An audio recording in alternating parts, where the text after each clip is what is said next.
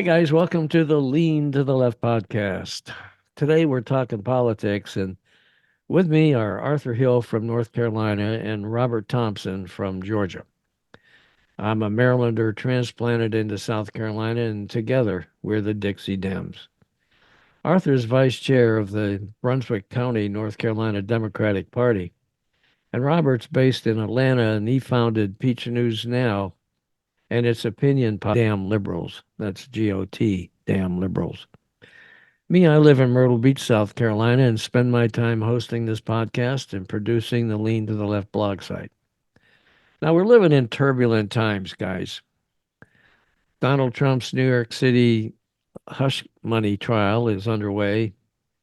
Even as sleepy, this cracks me up. Even as sleepy Don nods off in the courtroom where his future and fortune and even his freedom could be decided.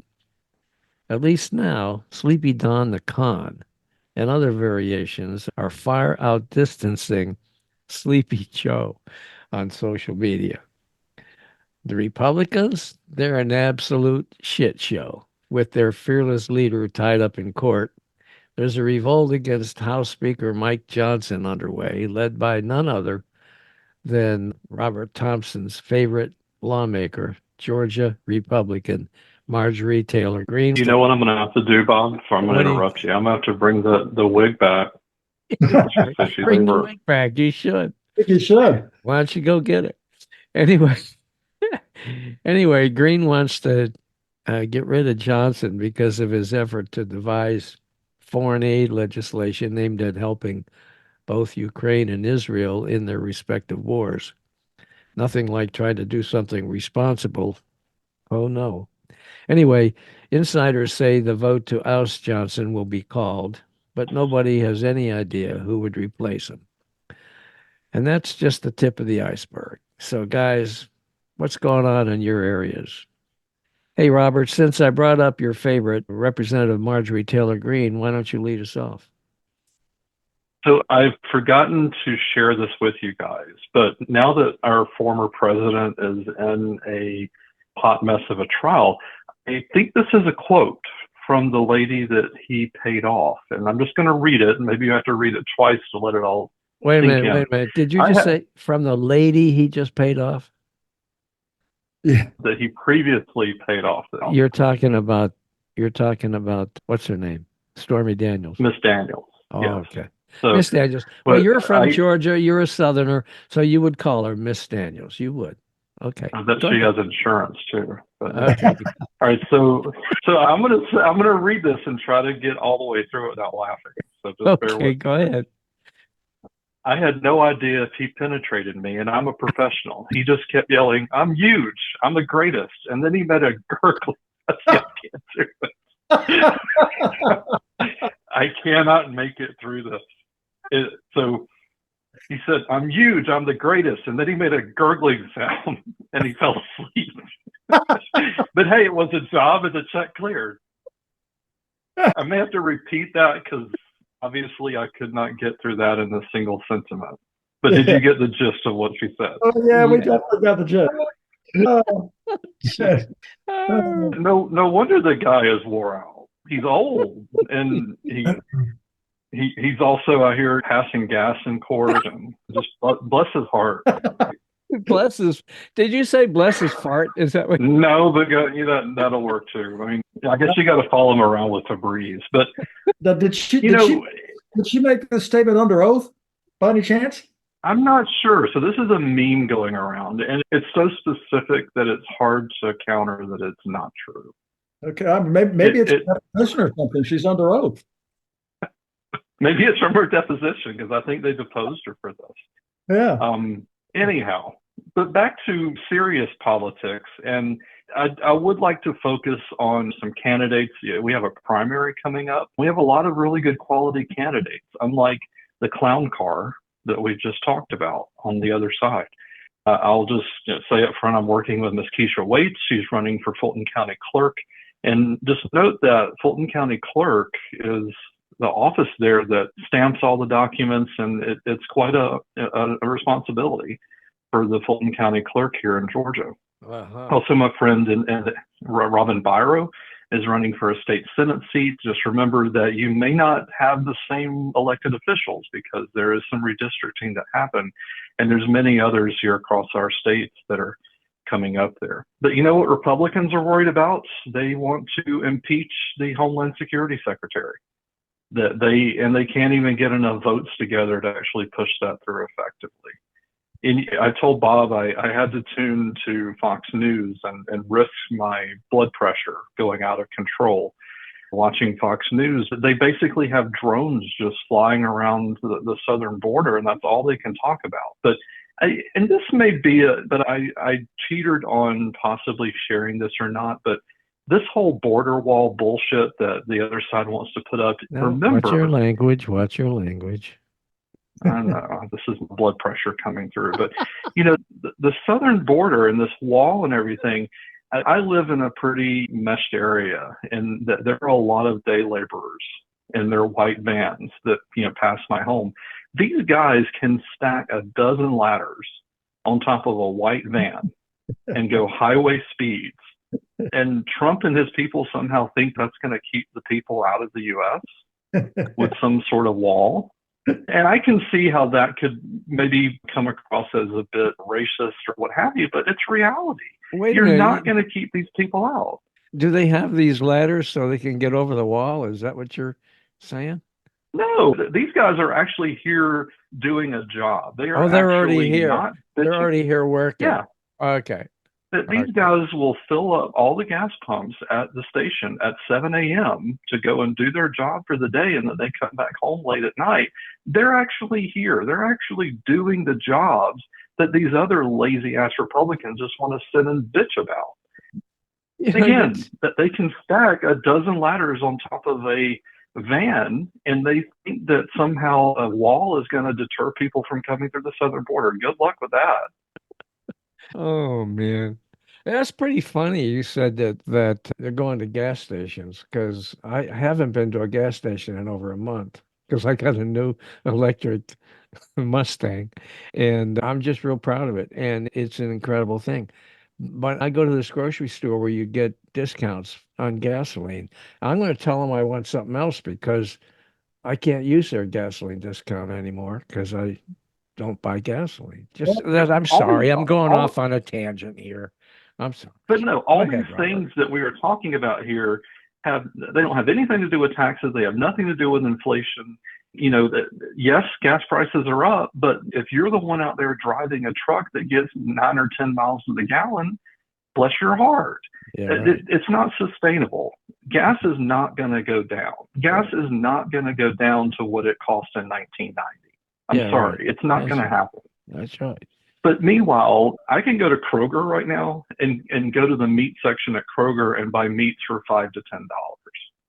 And okay, gas is up. You've got other things that have gone up, but relatively, these things are not going to go down. And you've got these other things out there. Also, Georgians here, Republican, guess what? If you want to go to college, it's going to cost you at least 2 to 3% more to stay in state and pay in state tuition, thanks to Georgia Republicans who are caring less about that. Mm-hmm. And my blood pressure. That's going up too. Yeah. Okay. All right. What do you got happening there in North Carolina there, Arthur? We have a lot of fear and loathing going on in the state right now. Of course, we have the guy who's running as a Republican for governor, Mark Robinson, who you can Google him online and you'll come up with a long laundry list of scatological comments that he's made about various minorities in the past few years. And the Democrats at the state level, and probably also somewhere in the nation, are going to be reminding voters of that as we get closer to election day. And then we have added to that list is the woman who is running for superintendent of education, which is a statewide office, as a Republican, named Michelle Morrow, who appeared on CNN recently, is saying that one of the things she's accused of saying is that she thinks that Obama and Biden ought to be publicly executed. She's also running for the superintendent of education, having homeschooled her children, and also vowing to get rid of all public schools in North Carolina. Difficult to see how she's going to be number one, elected, but number two, how she's going to be an effective leader of public education in the state. And then we have the Bobby Kennedy Jr. effect. Apparently, he has accumulated enough signatures to be placed on the North Carolina ballot, although the State Board of Elections hasn't finished counting them yet. You have to have 50,000 signatures, so it's probably going to take him a while to go through them all. But assuming that he gets on the ballot, there's been some polls that have come out that show at the moment he's got about, let me see, I think it's about, yeah, he's got about 7% in the polls right now. And the interesting thing is, who is that hurt, Biden or Trump? And the way it's working out, according to the pollsters, is it's about the same for both. Race between Biden and Trump is already in the margin of error in the state. This is going to be an interesting race to follow. Just one more reason it's going to be an interesting race to follow in North Carolina. But Biden is not without his resources. He was in Raleigh a few days ago, and he had a private fundraiser after appearing at a public event here and raised 2.5 million bucks in one short meeting with donors in the state. That's very encouraging. And we have a couple of folks who are running for statewide office that are very appealing. We have the current Attorney General, Josh Stein, and except he's neck and neck with Robinson. So we'll see how that goes as time goes by. And the race to replace Stein as Attorney General is between two members of Congress, one of them a Democrat who's very appealing, and the other one a Republican who's a member of the fringe minority or fringe Republican Party in the House of Representatives. Interesting things going on in statewide politics. Okay, what the hell are you doing there, Robert? You're making this clicking noise. I see you with some kind of stamp. What's that all about? I think we talked about this before. You've got an ability to literally, as long as this $10 Hamilton bill is going to be in circulation, that's going to say vote Biden and Harris and save America.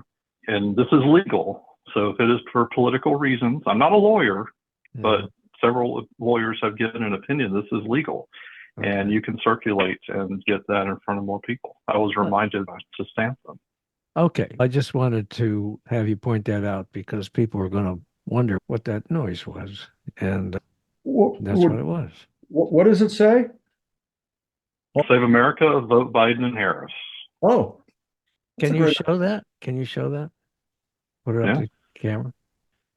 That's a great idea, actually. Oh, I see it. Okay. Yeah. Yeah, that's cool. All right. Yeah, you did talk about it last month, but it's a good thing to reprise that. Because, and the reason why, before you get back to that, the 7% thing that Arthur is scaring us about. Remember, we all thought that Hillary was going to win? Yeah. You cannot underestimate what is going to happen between now and November. And the more, just for this example, having all those in circulation around the U.S. can remind people to do the right thing. That's great. And if somebody was really offended by that message, they could take it to the bank and get it swapped. They could get another $10 bill, a clean one. Yeah, and give it to somebody that actually cares. Yeah. Right. No harm, no foul. Why not? First Amendment. Benjamin Franklin was a great believer in the First Amendment. Does it have to be a $10 bill? No, this is marking money. And actually, I had another elder of mine here near me that used to do this, and they would mark money with rainbows because of the queer money going into the community to remind if there was any sort of queer issue on the ballot that, okay, you can do this, but look at all the money you're going to lose if you. So that's another breed or example of what has happened with this before. Oh, that's cool. Okay. I got to talk about some serious stuff here in South Carolina because they gerrymandered the shit out of the congressional districts. And the case went before the U.S. Supreme Court. The U.S. Supreme Court has dragged their feet and not done anything. So the primary elections, which are June 11, with early voting starting in May 28th, the locals here decided that we don't have time for the Supreme Court to act. And actually, the federal court, which had originally determined that the district lines were unconstitutional, that they discriminate against black voters. That same federal court ruled that the election would go ahead with the existing lines. That case all hinges on the first congressional district, which is held by Republican Representative Nancy Mace. And there are two Democrats running in the primary to challenge Mace. Businessman Michael Moore, who is an African American and whose great grandfather held that seat 150 years ago, as well as attorney Mac DeFord, who is a pretty forward looking guy. And both candidates are excellent candidates. I've had them on the Lean to the Left podcast, and their episodes are now streaming. So you guys want to check them out, go to podcast.leantotheleft.net and you can find them there. But the upcoming primary isn't the only date of political importance in South Carolina, because Senator Tim Scott, who desperately wants to be Trump's VP pick, has planned an early August wedding to his fiancée, Mindy Nose. And that's just weeks after the GOP National Convention. I guess he's hoping that he'll be anointed the VP running mate at the convention, and then he'll go into his wedding as such, and it'll be a big deal. But I don't know. I think there's a better chance that he'll just be newly married, and that'll be that. So, are you going to go to the wedding? Have you been invited? I haven't been invited. I don't know why. Because I do. why? Why do you think it is? I just think that you probably have a couple of differences of opinion that have forever scarred your relationship. I wonder if they're getting married in Mar-a-Lago. I don't know. But no, it's going to be married, and I'm sure he'll be married in a church in South Carolina. He's very religious. He wears that on his sleeve. And I'm sure that's one reason why maybe he figures that he'd have a good shot at getting the VP nod with Trump, because Trump needs somebody to balance his evil, misogynistic reputation, I think, on the ticket. So anyway. Apparently it's smelly too, but yeah. Smelly. Oh yeah, you were talking about farting before. What is this show going to be serious today or not? No, of course not. Hey, we're trying. There's so much stuff here coming from that clown car. Yeah. Hey, did you know that Nikki Haley got a new job? She's got a new job. State coordinator for the Republican National Committee, right? No, not Nikki Haley. No, Nikki Haley. No, after she dropped her presidential nomination challenge against Trump. She just announced that she's taken a new job with the Hudson Institute, which is a conservative foreign policy think tank. And that kind of surprised me. I thought she was angling for something on Fox News or something, but apparently not. Because paid more money by the Hudson Institute. Yeah, exactly. Now, that's the important news here, but it's not all that's happening in South Carolina, which is known for its dog-eat-dog politics. In fact, that's what's going on, as Charity Fowler was arrested on March 31st for alleged animal abuse after one of her dogs was seen eating another dog. The dog was not being fed. Is that I don't know. I don't know. The article in the newspaper was only about 4 paragraphs long, and it didn't give any of those gory details. It just said that a neighbor saw her dog eating another dog.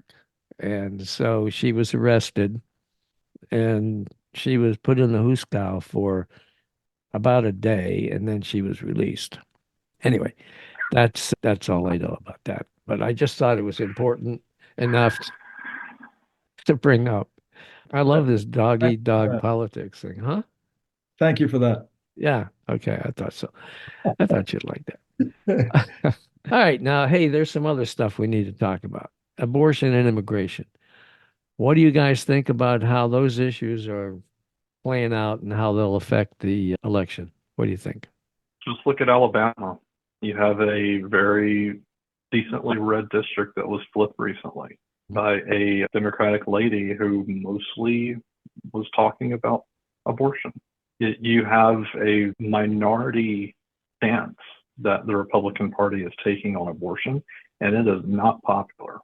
Mhm. You have their candidates on paper, they're going to vote a certain way about it, but they don't want to discuss it because they know they cannot win these arguments when it comes to abortion. And The Republicans have yet to win in an election that features abortion as a major issue. They have yet to win. They've lost every time, and I think they know it's a bad issue for them. And just to compound their problem, you've got Donald Trump declaring finally his position on the abortion question. Excuse me, and then the next day, the Arizona Supreme Court comes out with its decision that reverts the state back to a law that was passed before it was a state.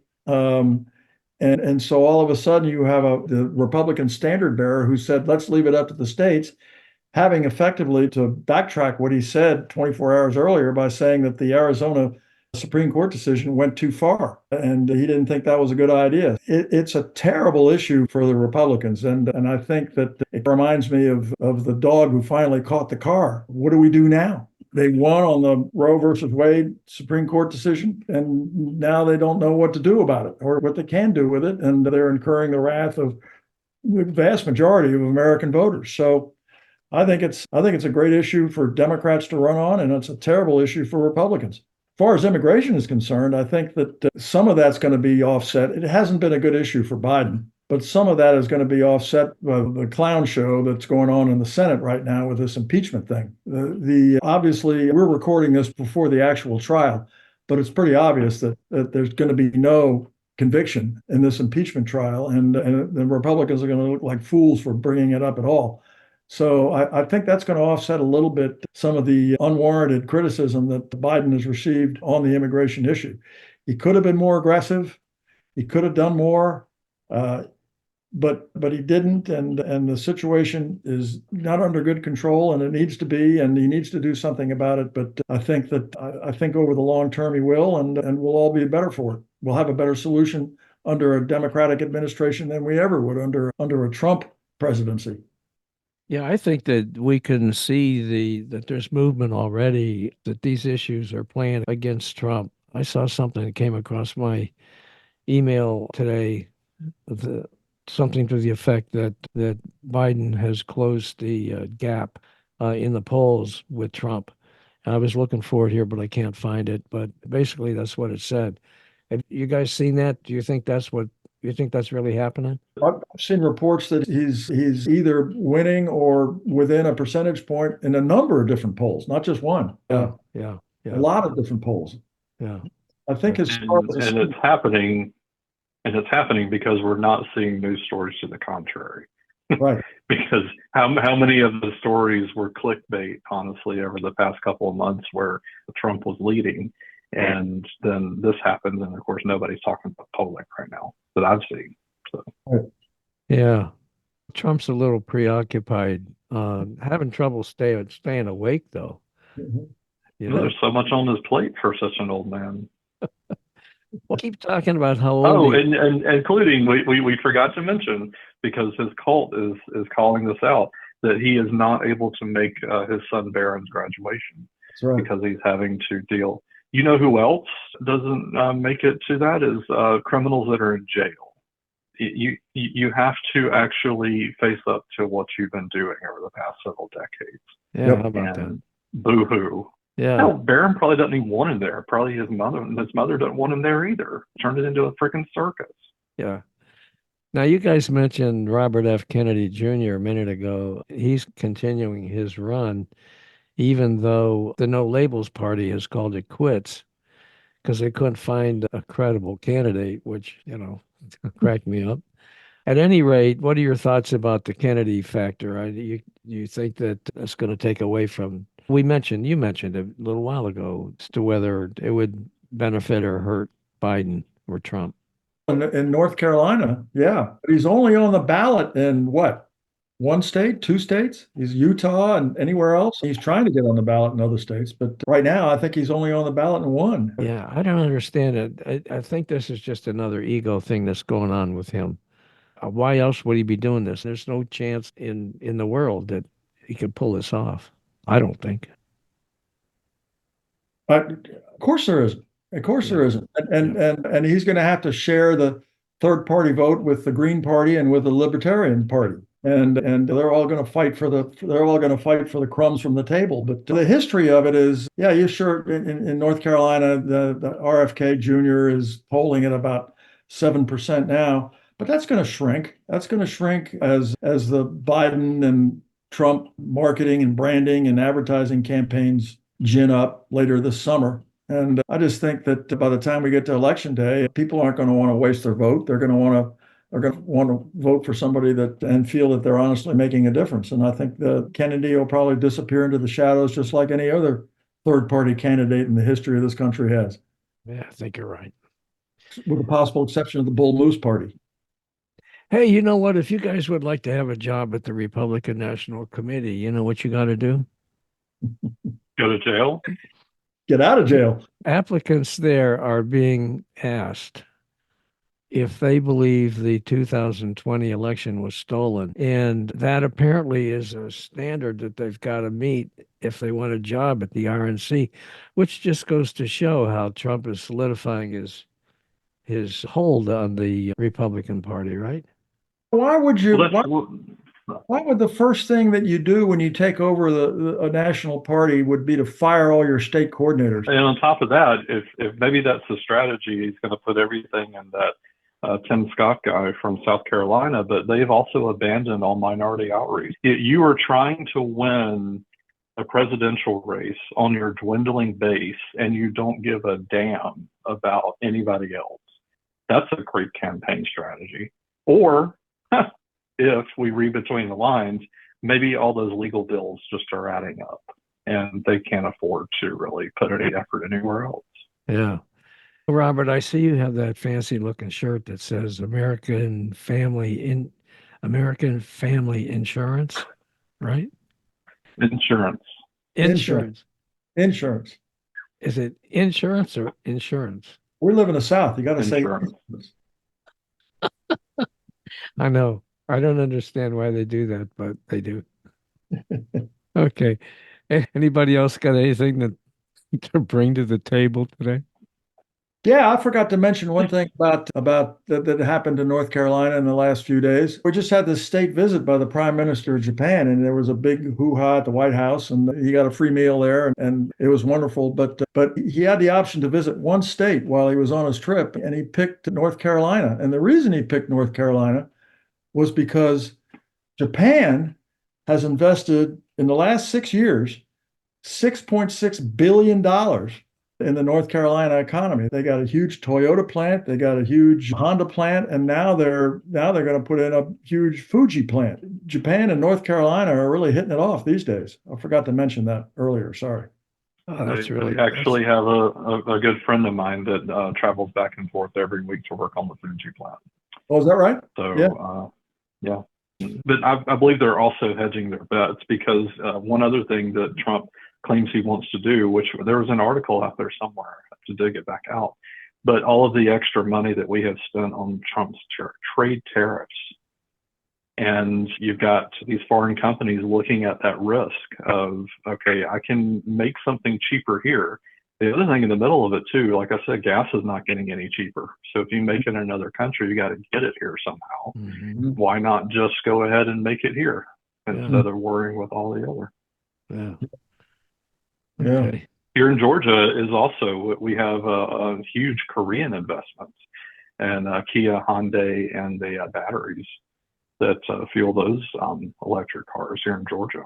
That's all positive. Hopefully the move to EVs won't slow. I've been reading that in Europe it's slowed down and that manufacturing of Teslas has been Another point I was going to make about that these people that are claiming that gas prices are too high and they won't make any other changes in their life, that they want to just continue the status quo, burn through all the gas.